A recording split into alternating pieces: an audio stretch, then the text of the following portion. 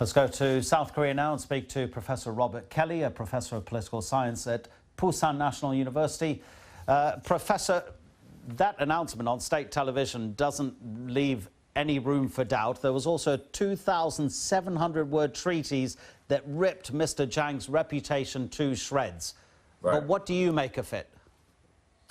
Well, eliminating opponents, purges in Stalinist systems are actually pretty common. So it's not really unlikely, or it's not out of the ordinary that something like this would occur.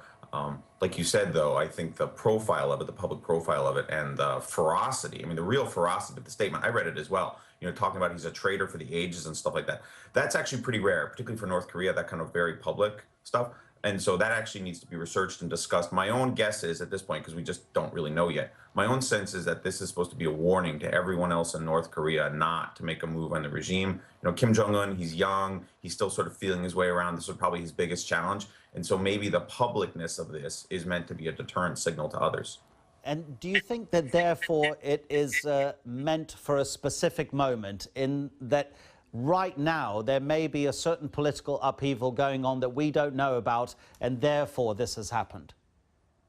Yeah, that's another theory that's actually being thrown around a lot now in the South Korean media, and it's beginning to leak out into sort of the think tank and analyst community too. I'm wary about saying that because we've sort of predicted North Korea's downfall before, but this is actually pretty sharp. I mean, the Korean Central News Agency basically admitted that that Jang had sort of started a faction of his own, was trying to sort of push the regime over, which is what people thought for a long time, that Kim Jong-un would have trouble taking power. He's young, he's kind of dilettantish, you know, he likes Dennis Rodman, things like that. And so people actually expected factionalism. And so this is actually something of a confirmation of what we all thought. I mean, is it going to lead to shooting in the streets? Probably not. I mean, last year there was another general who was also a mentor to the new Kim who was removed, Lee Young-ho, and that did not actually result in anything more serious, although people thought it might spiral at the time, but it didn't.